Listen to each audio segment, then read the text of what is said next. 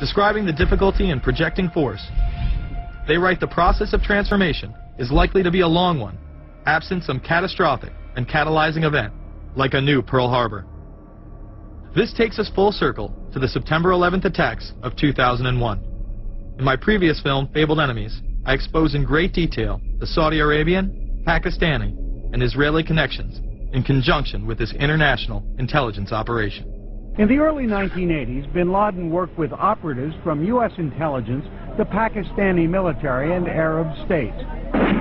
They ran a wide-ranging covert network that recruited and financed Muslim fighters to battle the Soviet army.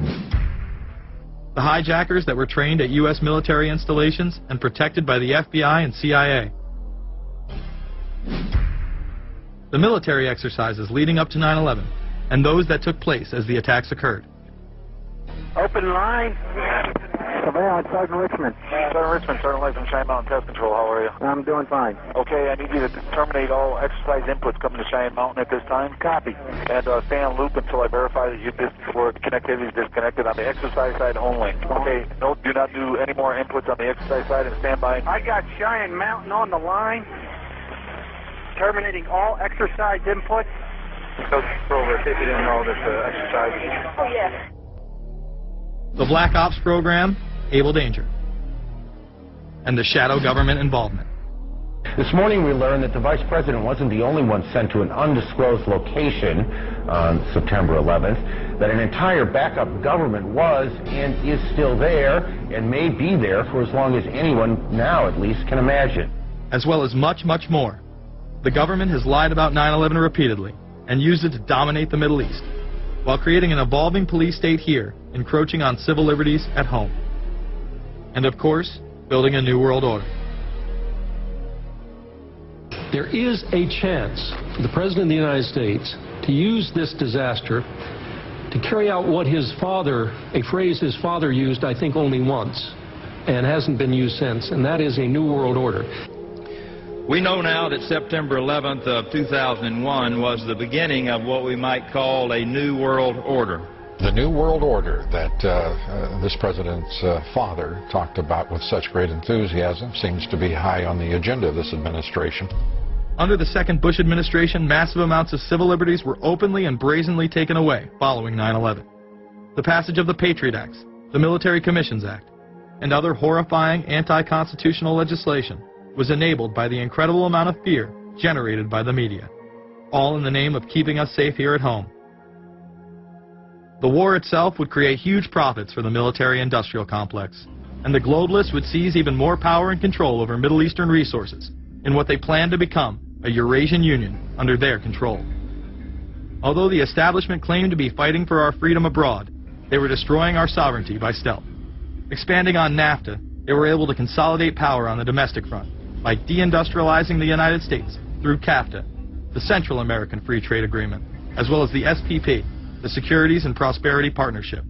Opponents, however, say the initiative is nothing less than a plan to create a North American Union that would eliminate sovereignty for all three nations. Building on the North American Free Trade Agreement, the NAFTA section of the Commerce Department is busy drafting laws and regulations for a North American Union, a union of Canada, America, and Mexico.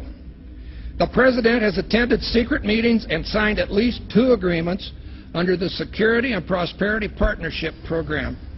The stated goal established by Presidents Bush, Fox, and Prime Minister Paul Martin is integration by 2010. It's a plan from the business elites, the political elites, that will cost more American jobs, cost American sovereignty, but it would fulfill the President's father's vision.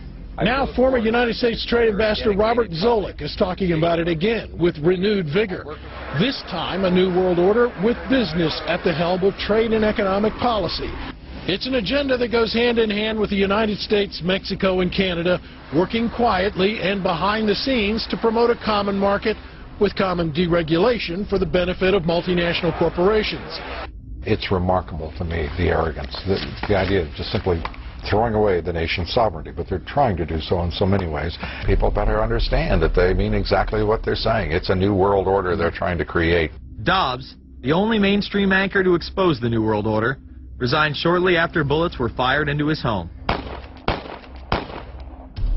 The elite do not plan on waiting around for these unions to be formed before implementing the next step in global government. Through the vast global economic crisis of the last few years, they have been able to devalue the dollar and undermine it as the world's reserve currency.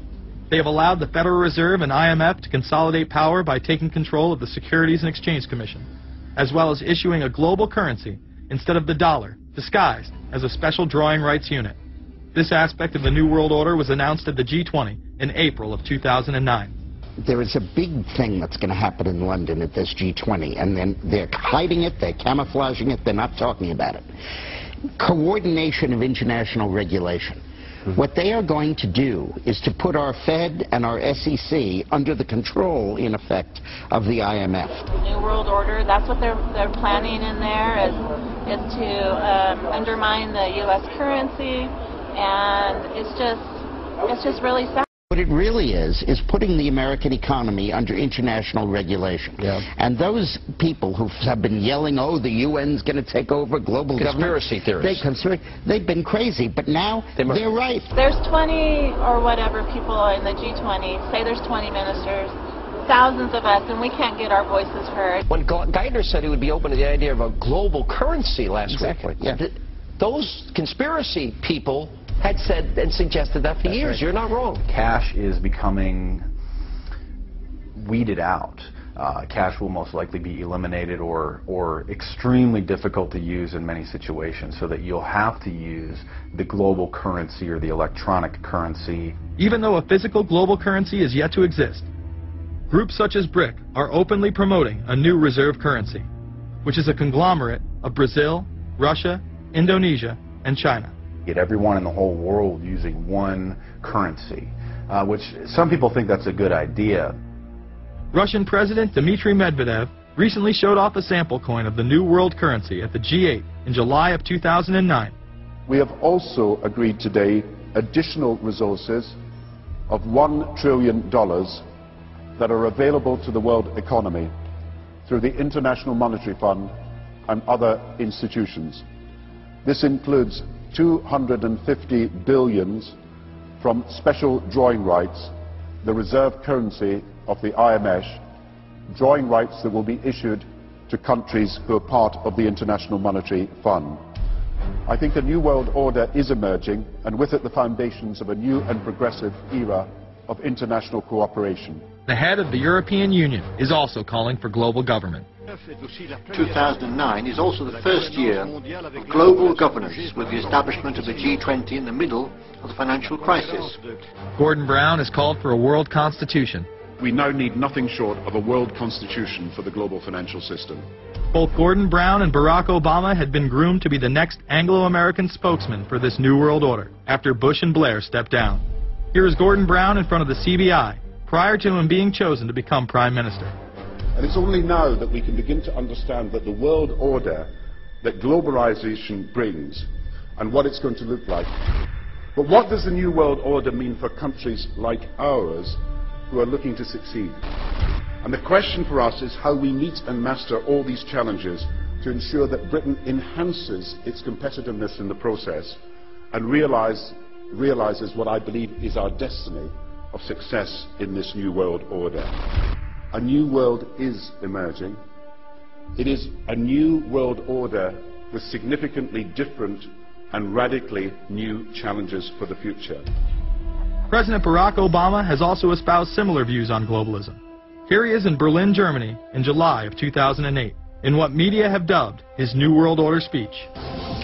Well, there have been extraordinary scenes in Berlin tonight as thousands of people gathered to hear Barack Obama deliver key foreign policy speech on his current European tour.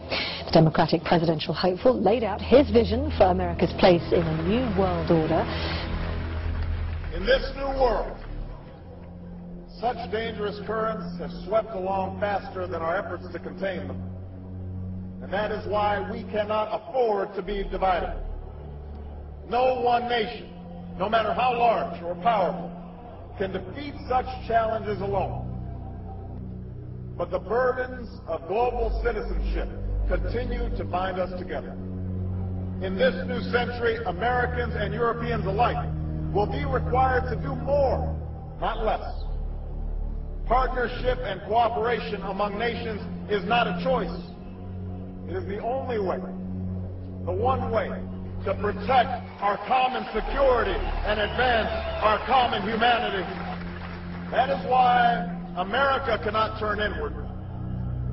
That is why Europe cannot turn inward. America has no better partner than Europe. Now is the time to build new bridges across the globe as strong as the one that binds us across the Atlantic. Now is the time to join together through constant cooperation and strong institutions and shared sacrifice and a global commitment to progress to meet the challenges of the 21st century. Barack Obama also became the first sitting president to ever become the chair of the Security Council for the United Nations, which only further cites his allegiance to world government.